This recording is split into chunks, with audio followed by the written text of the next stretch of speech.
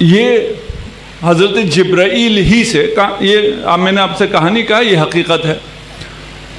روایت ہے کہ رسول خدا تمام بنی آدم کے بھی سید ہیں اور میرے بھی سید ہیں، یعنی سید یعنی آقا۔ یہ ہماری روایات میں ہے، اس کا مجھے نہیں پتا اہل سنت روایت میں ہے یا نہیں، کہ جب بھی جبرائیل رسول خدا کے سامنے آتے تھے تو ایسے بیٹھتے تھے جیسے غلام آقا کے سامنے بیٹھتا ہے۔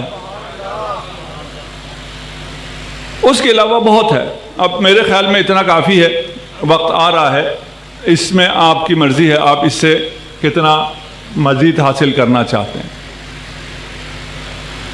اب یہ حقیقت ہے، ایسے چل رہا ہے۔ ایک سیکوینس کیا آ جاتا ہے، اب یہ کہانی لکھنے والوں نے لکھا ہے، اب جبرائیل آیا ہے اور جبرائیل آ کے کہہ رہا ہے اقرا۔ جی رسول کیا کہتے ہیں؟ ما انا بقارئ، پڑھ، مجھے تو پڑھنا نہیں آتا۔ اس کے بعد میں روایت کے الفاظ پڑھوں گا، ابھی صرف وارد ہونے سے پہلے کے طور پہ میں مقدمہ پیش کر رہا ہوں۔ اس کے بعد جبرائیل نے رسول خدا کو پکڑا، دبایا، دبوچا، اتنا کہ رسول خدا کی جان نکل نہیں رہی تھی۔ حتی بلغنی الجہد، یہ بخاری کے الفاظ کہ میں جام بلب ہونے لگا، ارسلنی، چھوڑ دیا، پھر کہا پڑھ۔ رسول خدا نے کہا مجھے پڑھنا نہیں آتا۔ یا تو جبرائیل کو نہیں پتا تھا کہ رسول کو پڑھنا نہیں آتا، بھائی جسے پڑھنا نہیں آتا اسے کیسے کہہ سکتے ہیں پڑھ؟ اور پھر پڑھانے کا طریقہ شاید یہ جو آج کل قرآن پڑھاتے ہیں انہوں نے جبرائیل سے سیکھا ہے۔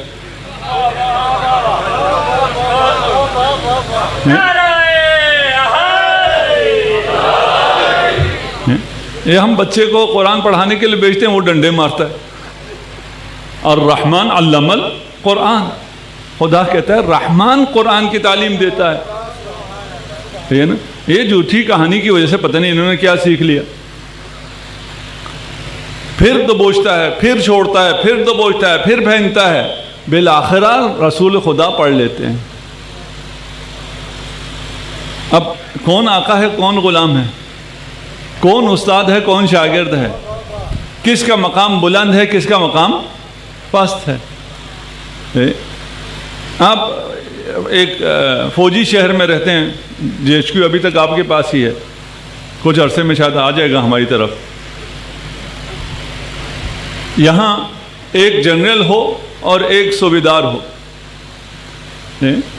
ایک دن صوبیدار کو یہ مل جائے، وہ جنرل کو پٹخنا شروع کرے، پڑھ، اور جنرل جنرل رہے، صوبیدار صوبیدار رہے، اور اس کے بعد بھی اس کو پھر پڑھنا آ گیا۔ اس کہانی کے مطابق رسول خدا کو پڑھنا آ گیا، پڑھنا شروع کر دیا۔ عقیدہ کیا ہے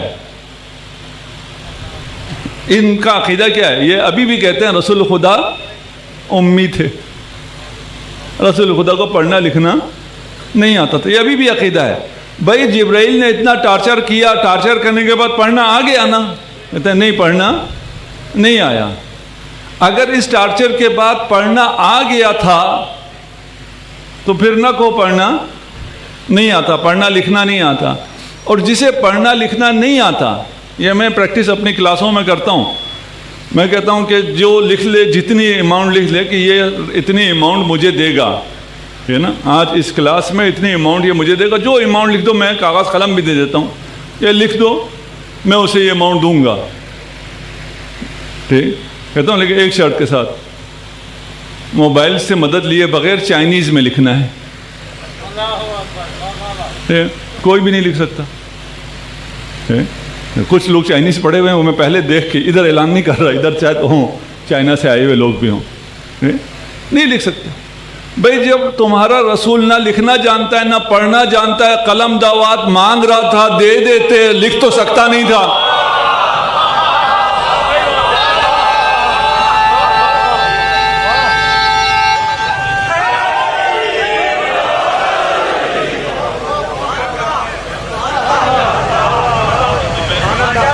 یہ جو جھوٹ چل رہا ہوتا ہے اسے صرف تھوڑی دیر دیکھنا ہوتا ہے، تھوڑا سا نیوٹرل ہو کے اگر اسے پڑھنا شروع کرے سب کو سمجھ میں آتا ہے یہ جھوٹ چل رہا ہے، یہ اس کے ساتھ جا نہیں رہا، یہ پڑھنا آ گیا، پڑھنا نہیں آتا، لکھنا آتا ہے، لکھنا نہیں آتا، جسے لکھنا نہیں آتا اسے قلم دوا دینے میں جان جا رہی ہے۔ یہ کہانی آپس میں جوڑ نہیں رہی، کوئی مسئلہ ہے۔ تو یہ مسئلہ کیا ہے؟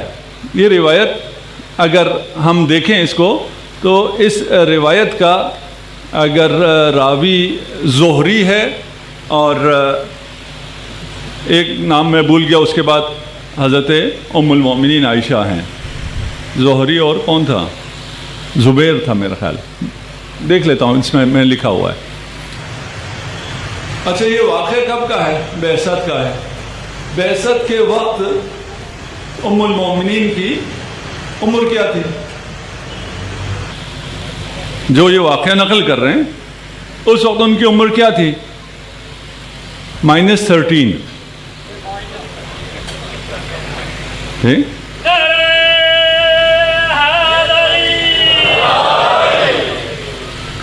وہ خود فرماتی ہیں کہ میری جب شادی ہوئی انا بنت 6 سنین، میری جب رسول خدا سے شادی ہوئی تو میں 6 سال کی تھی، اور ہمارے بھائیوں کا اصرار ہے کہ آپ پیدا بھی اسلام کے بعد ہوئی ہیں، یعنی زمانے اسلام میں، زمانے جاہلیت میں پیدا نہیں ہوئی ہیں، سانس ہی اسلام کے زمانے میں لیے۔ ٹھیک ہے مان لیتے ہیں، ابھی ہمیں عمر سے بھی بحث نہیں ہے، 6 سال 9 سال سے بھی ہمیں کوئی بحث نہیں ہے۔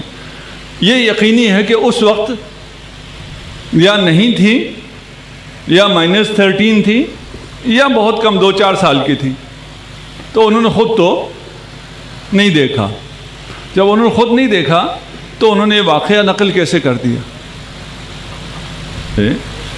اگر آپ اس واقعے کو اہل بیت سے لیں گے تو اس واقعے میں اسلام کی عزت ہے، اگر اس واقعے کو آپ دوسری جہت سے لیں گے تو یہی اسلام کا خاتمہ ہے۔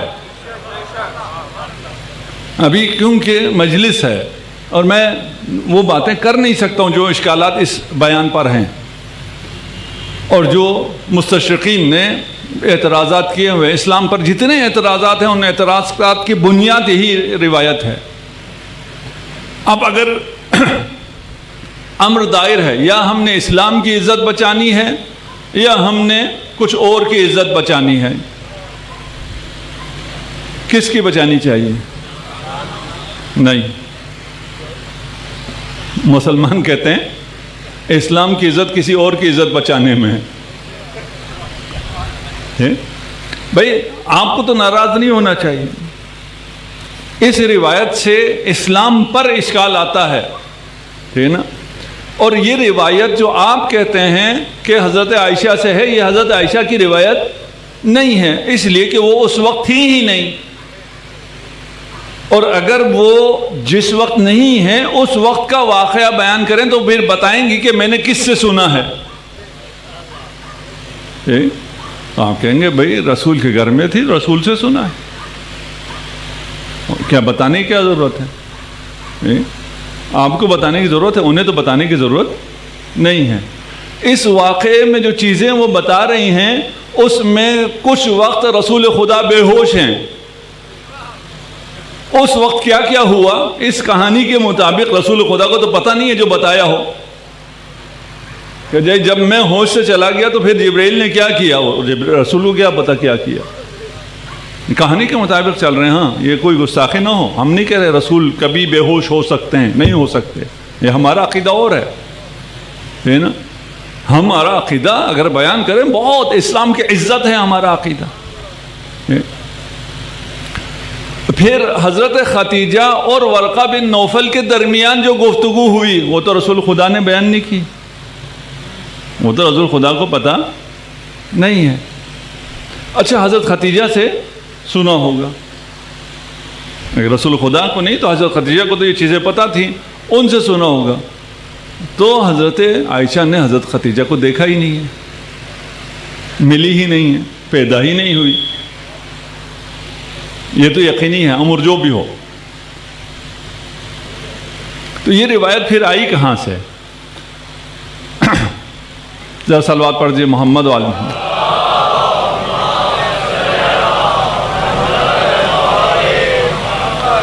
ایک بہت بڑی مشکل میں حل کرنے جا رہا ہوں اور اپنے بھائیوں کی مشکل حل کر رہا ہوں۔ یہ خواہ الزام ہے ام المومنین پر۔ اسلام میں جو ایک رسول کے بعد ایک خلافت قائم ہوئی خلفاء کی، اس کے بعد پھر بنی امیہ کی خلافت قائم ہوئی، اس کے بعد بنی عباس کی، ایک اور خلافت بھی ہے، وہ کون سی ہے؟ وہ عبداللہ ابن زبیر کی، زبیریوں کے خلاف۔ معمولاً اس کا ذکر کم آتا ہے۔ اس دوران بہت کچھ ہوا ہے۔ اب تاریخ ہے اور میرا یہ موضوع نہیں ہے، میں صرف آپ کو ہنٹ دے کے جا رہا ہوں۔ اگر آپ کتابوں میں ام المومنین کے بارے میں پڑھیں تو بہت سی عجیب سی روایتیں بھی مل جاتی ہیں جو کہ کوئی رسول کا چاہنے والا یا ام المومنین کا چاہنے والا اسے نقل نہیں کرتا، لیکن وہ ہے۔ بھئی اتنی عقیدت جن مسلمانوں کو ہو وہ یہ ایسی باتیں نہ کرتے، تو یہ کیا ہوا ہے؟ یہ آپ نے دیکھا ہے کچھ لوگ کچھ وقت پسندیدہ ہوتے ہیں، کچھ وقت ناپسند ہو جاتے ہیں۔ کچھ کو خود لاتے ہیں اور پھر خود ہی ان کو اڈیالہ بھی بیچ دیتے ہیں۔ یہ ہوتا رہتا ہے، سیاست کا حصہ ہے۔ ابھی میرے پاس وقت نہیں ہے، اس کو جا کے دیکھ لیں گے۔ ان ادوار کو میں نے بتا دیا، ان ادوار میں یہی ہوا ہے، کبھی پسندیدہ رہے کبھی ناپسند ہو گئے۔ وہ چیزیں پھر یہ جو جھوٹ چل رہا تھا، یہ بہت سارا جھوٹ چل رہا تھا، اس میں سے ادھر ادھر نسبت دے دی گئی اور جو کمپائل ہوا اس میں رہ گیا۔ یہ روایت آئی کہاں سے ہے؟ یہ میں تھوڑا سا آرام سے بھی اس لیے بول رہا ہوں کہ یہ پھر آرام سے سننے کی باتیں ہیں تاکہ بات سمجھ میں آ جائے۔ سمعت عبداللہ ابن زبیر یقول لعبید بن عمیر اللیثی حدثنا یا عبید کیف بدأ رسول اللہ صلی اللہ علیہ وآلہ بالنبوہ۔ اب عبداللہ ابن زبیر آپ کو معلوم ہو گیا کون ہے؟ اس کی خلافت قائم ہوئی مکہ اور مدینہ میں یزید کے ایام میں۔ کیوں؟ اس لیے کہ یہ گیا دمشق اور دمشق جا کے اس نے کچھ مطالبات کیے، اس کے مطالبات پورے نہیں ہوئے تو واپس آ کے اس نے کہا یہ تو بڑا کافر ہے، فاجر ہے، یہ زانی ہے، شرابی ہے۔ جب حسین کہہ رہے تھے تو اس وقت تم کہاں تھے؟ ہے نا، اس وقت یہ شرابی نہیں تھا، اس وقت انہوں نے اس کی بیعت کی ہوئی تھی۔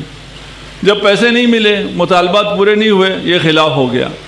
اب یہ عبداللہ ابن زبیر عبید بن عمیر سے کہہ رہا ہے کہ مجھے بتاؤ وحی کا آغاز کیسے ہوا۔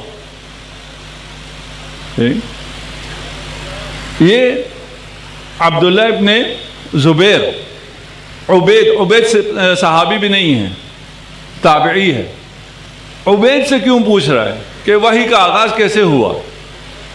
اس کا اپنا جو جس کا نام میں بھول گیا تھا، اس کا نام کیا تھا؟ عروہ ابن زبیر آ گیا ذہن میں، ٹھیک۔ زہیری عروہ حضرت عائشہ، جو یہ روایت بخاری میں ہے، اس کی سلسلہ سند یہ ہے۔ عروہ ابن زبیر عبداللہ ابن زبیر کا بھائی ہے۔ حضرت عائشہ عبداللہ ابن زبیر کی خالہ ہے۔ یہ صحابی ہے، وہ زوجہ رسول ہے۔ یہ زوجہ رسول کو چھوڑ کے، اپنے بھائی کو چھوڑ کر کسی عبید سے پوچھ رہا ہے کہ وحی کا آغاز کیسے ہوا۔ بات پہنچ رہی ہے انشاءاللہ؟ جی تھوڑا سا آرام سے ساتھ سے چلیے گا۔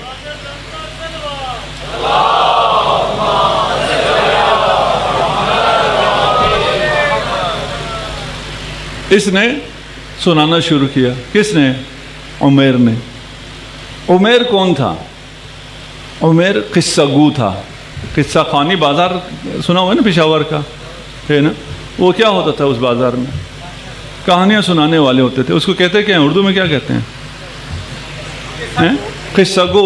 تو قصہ گو تو میں نے کہہ دیا تھا یہ فارسی ہے، ٹھیک ہے. کوئی ٹھیٹ پنجابی کے لفظ ہو تو بتا دیں تاکہ صحیح سمجھ میں آئے کہ یہ کیسے ہوتے ہیں یہ قصہ گو، ٹھیک ہے نا. قصہ گو پھر بھی تھوڑا سا اچھا لگ رہا ہے، یہ کوئی اچھے لوگ ہوتے نہیں ہیں، یہ پیلنے والے ہوتے ہیں. انہیں کوئی چھوٹی سی چیز ملے آگے یہ کہانی بناتے ہیں، ٹھیک. تو عبداللہ ابن زبیر نے بھی کہانی سننی تھی، اس نے پوچھا، اس نے یہ کہانی سنا دی. اس کی یہ کہانی بادشاہ کو، خلیفہ ہے عبداللہ ابن زبیر، اسے پسند آئی، ٹھیک. اس کو اس نے رائج کر دیا. زبیریوں کو یہ کہانی کیوں سوٹ کرتی تھی؟ اس لیے کہ اس کہانی میں ورقہ بن نوفل ہے. ایک ٹارچر تو رسول خدا کو جبرائیل نے کیا، اس کے بعد یہ رسول خدا آئے حضرت خدیجہ کے پاس. حضرت خدیجہ اس کو لے گئی ورقہ بن نوفل. ورقہ بن نوفل کون ہے؟ حضرت خدیجہ کزن. ایک اور چیز آپ کو پتہ نہیں ہے، یہ اور کون ہے؟ یہ زبیریوں کا بھی کزن ہے. یہ عبداللہ ابن زبیر کا بھی چچا ہے. اب یہاں اس کہانی سے زبیریوں کو کیا فائدہ ہوا؟ اس کہانی سے اہل بیت کو نکال کر زبیر کو لایا گیا کہ اگر اہل بیت کے بزرگوں کا اسلام پر احسان ہے تو ہمارے بزرگ کا اس سے بڑا احسان ہے. اگر ورقہ بن نوفل نہ ہوتا تو تمہارے رسول کو تو پتہ ہی نہ چلتا وہ رسول ہے. نعوذ باللہ. پہنچے کہاں جی؟ زبیریوں نے یہ کہانی چلائی. زبیریوں سے یہ کہانی بنی امیہ نے بھی خرید لی کیونکہ اس میں علی نہیں ہے. علی نہ ہو یہ مشترکہ دشمن ہو گیا. اس ابتدائی وحی سے علی اور خاندان رسالت کے افراد کو نکال دیا، یہ بنی امیہ کے بھی حق میں تھا. اس کے بعد بنی عباس آئی، اس نے بھی اسی کو لیا. ابن اسحاق ان کا راوی ہے، اس نے بھی اسی روایت کو لے لیا. اس میں ان کا بھی فائدہ تھا. کیوں؟ اس لیے کہ اس میں سے علی باہر ہے، ابو طالب کا ذکر نہیں ہے. اس طرح یہ روایت اسلام کی رسمی روایت بن گئی. جو روایت اسلام کے خلاف ہے وہ اسلام کی رسمی روایت بن گئی. اب اگر ورقہ بن نوفل کو تھوڑا سا پہچاننا ہوگا، تھوڑا سا پتہ چل گیا آپ کو کہ یہ زبیریوں نے اسے پروموٹ کیا یہ بتانے کے لیے کہ ہمارا احسان ہے. صحیح بخاری میں دو روایتیں ملتی ہیں. ایک کہتے ہیں ورقہ بن نوفل اندھا تھا اور وہ انجیل کو عبرانی میں لکھا کرتا تھا.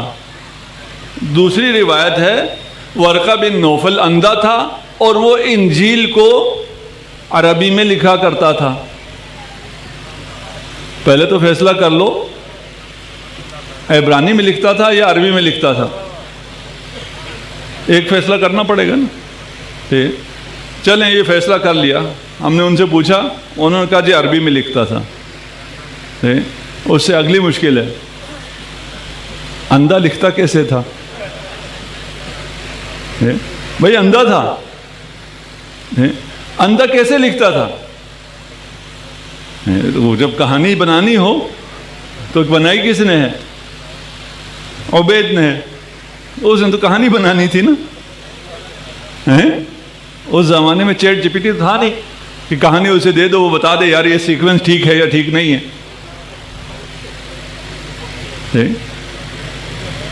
اچھا تھا کیا؟ ایسا ہی تھا. ایسا ہی تھا جی، ایسا ہی تھا. کہا کیا رسول خدا کو؟ کہا یہ جو جبرائیل تم پہ آیا ہے یہ وہی ہے جو موسیٰ پہ آتا تھا. بھئی ایسا ہی عیسیٰ کی بات کرے گا، ایسا ہی موسیٰ کی بات کیوں کر رہا ہے؟ بھئی اگر یہ ایسا ہی تھا تو پھر یہ موسیٰ کی بات کیوں کر رہا ہے؟ یہ وہی ہے جو موسیٰ پہ نازل ہوتا تھا. تو عیسیٰ پہ کون نازل ہوتا تھا؟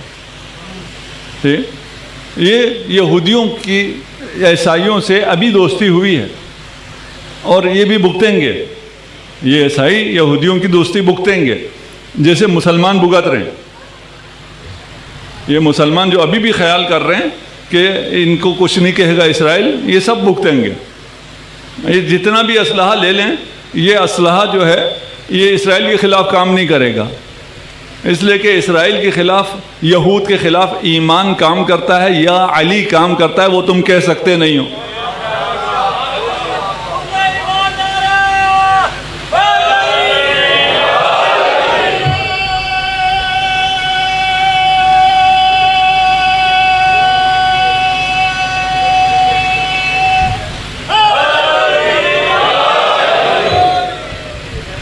اچھا، یہ عبید نے یہ کہانی لی کہاں سے؟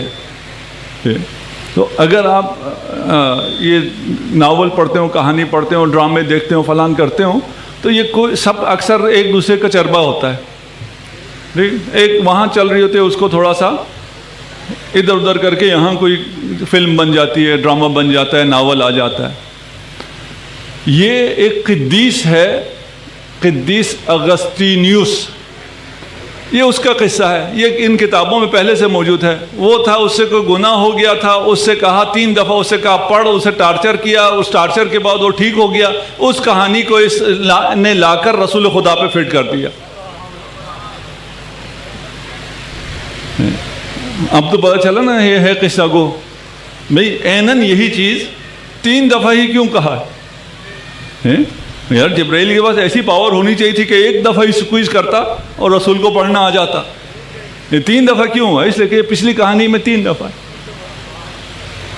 ہے. جس کہانی سے کا یہ چربا ہے وہاں 3 دفعہ ہے، یہاں بھی 3 دفعہ ہے. 3 دفعہ کے بعد وہاں بھی پڑھنے کا ہے، وہاں بھی اقرا ہی ہے، وہ کتاب پڑھ ہے، یہاں بھی پڑھنے سے تعلق ہے. ہماری روایت کیا ہے؟ اہل بیت کی روایت کیا ہے نا؟ اہل بیت کی روایت یہ ہے کہ جب رسول خدا پر وحی نازل ہوئی تو شیطان کی چیخ بلند ہوئی. جب رنت الشیطان کو علی ابن ابی طالب نے سنا، علی غار حرا میں رسول کے ساتھ تھے. جب پہلے وحی ہو رہی تھی، رسول کو شک نہیں ہوا، ممکن نہیں ہے رسول کو شک ہو. علی ابن ابی طالب نے بھی وہی سنا جو رسول نے سنا.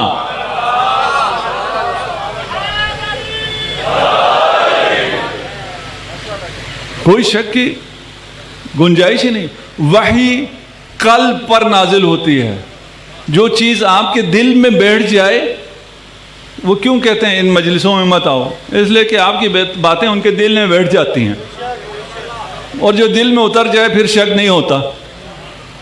جو مرضی آپ نے کہا ہو اور جو مرضی آپ نے سکھایا ہو، پہلے آپ کی باتیں دل میں اتر جاتی ہیں. یہ جو ہماری عام سی بات دل میں اتر جاتی ہے تو اس کو پھر شک نہیں ہوتا. لوگ جوک تر جوک آ رہے ہیں مکتب اہل بیت کی طرف، تو جو خدا نے رسول کے دل پر اتارا ہو اس میں رسول کو شک ہو جائے. وحی کانوں سے نہیں سنا جاتا، وحی کو آنکھوں سے دیکھا نہیں جاتا، وحی کو پورے وجود سے لیا جاتا ہے. قلب وجود کو کہتے ہیں، دل کو نہیں کہتے، اس مرکز وجود کو کہتے ہیں.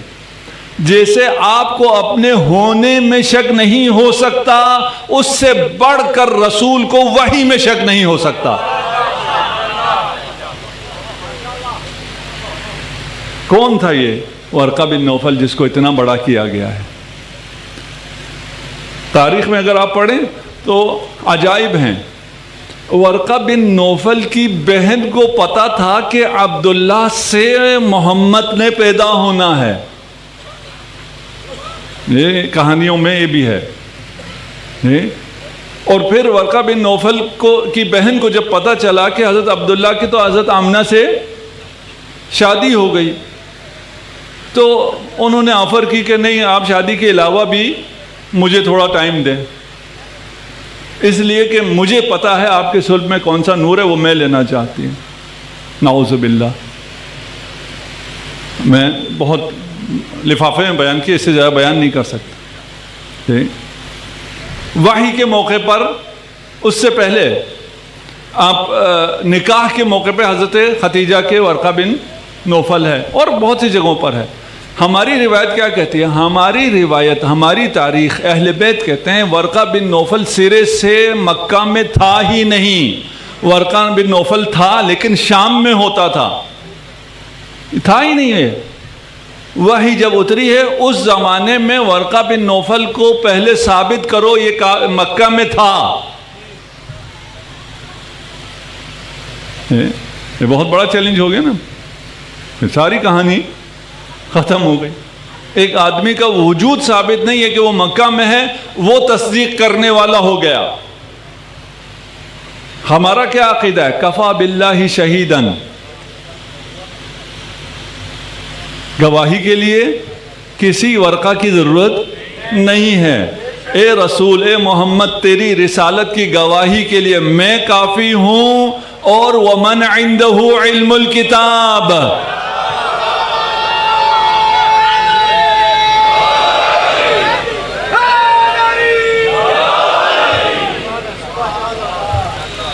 دیکھیں آیت کہہ رہے کافی، کفا باللہ شہیدہ، کافی ہے. کافی کا کیا مطلب ہے؟ اب کسی کی ضرورت نہیں ہے.